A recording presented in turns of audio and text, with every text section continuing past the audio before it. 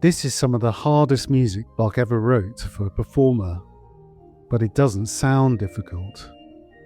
There are no enormous chords, no spectacular runs, just 3 perfectly clear musical lines, one in the right hand, one in the left, and one played by the feet. Look at any one of those lines on a page, and it doesn't appear especially frightening. But try playing all 3 together, and the difficulty becomes obvious. And that's only the beginning. Each line has to breathe, phrase, and move independently, as though 3 different musicians were playing. And if you can hear the effort involved, it isn't really working. So how did Bach make music this difficult sound so effortless? These are Bach's 6 trio sonatas for organ. He brought them together in Leipzig around 1730, and they're quite unlike most of the organ music people associate with him. There's no monumental prelude, no massive fugue, and no chorale prelude holding everything together. The model is chamber music, 2 upper voices in conversation supported by a bass. Except here, one player has to become the entire ensemble. The right hand might introduce an idea, the left answers it, then it appears in the pedal. A line that sounded like accompaniment can suddenly come to the front while another has to give way. That constant exchange is what makes the music feel so alive. But it also means that none of the 3 parts can simply be left on automatic pilot. You have to hear all of them, all of the time. Bach's first biographer, Johann Nicholas Forkel, tells us that Bach prepared these sonatas for his eldest son, Wilhelm Friedemann, and that they helped him become the great organist he later was. Forkel was writing more than 50 years after Bach's death, so we do need to be a little careful. We also know that some of the movements existed in earlier forms.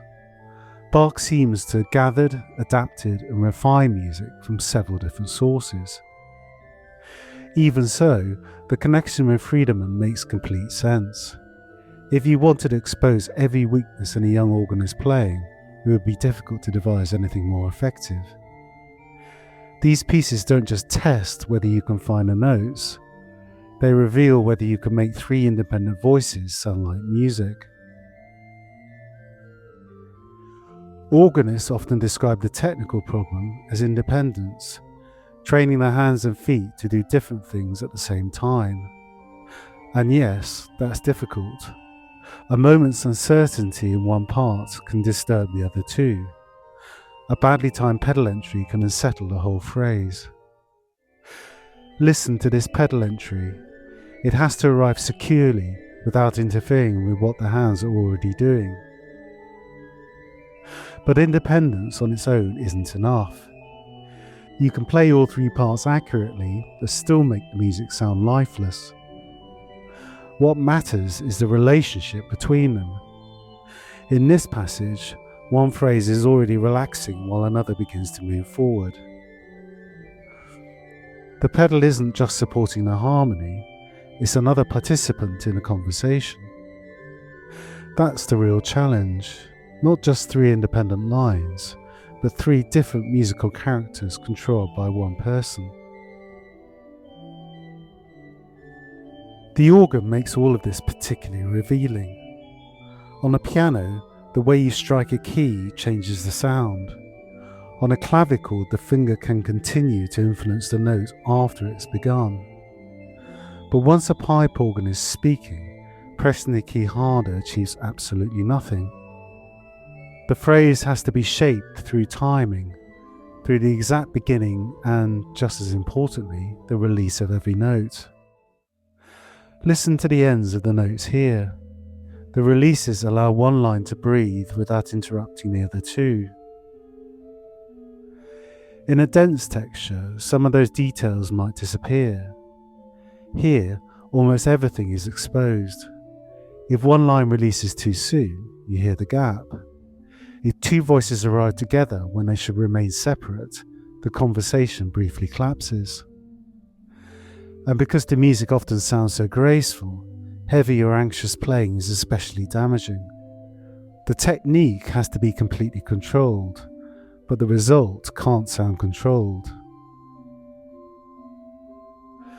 What's remarkable is that Bach doesn't use all of this difficulty to create an obvious display of virtuosity. Several of the movements are light, balanced, and almost conversational. At times, they even point towards the more fashionable galant style that will flourish in the next generation. The phrases are clear, the texture is transparent, everything seems to fall naturally into place. It sounds simple. It isn't. When I recorded these sonatas, the challenge wasn't simply getting through them without mistakes.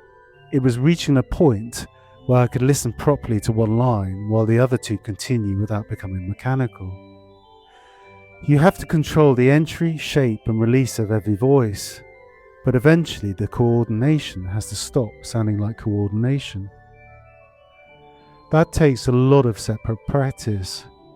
Right hand on its own, left hand on its own, pedal on its own, then every possible combination before putting all three together. And after all that, the listener shouldn't be thinking about hands and feet at all. They should simply hear the conversation. So when we hear this music again, its apparent simplicity isn't the absence of difficulty. It's what remains once the difficulty has been overcome. The right hand, the left hand and the feet are still doing completely different things. But we no longer hear three technical problems. We hear one musical conversation. And perhaps that's the greatest technical achievement in these sonatas. Bach makes some of his most unforgiving music sound effortless.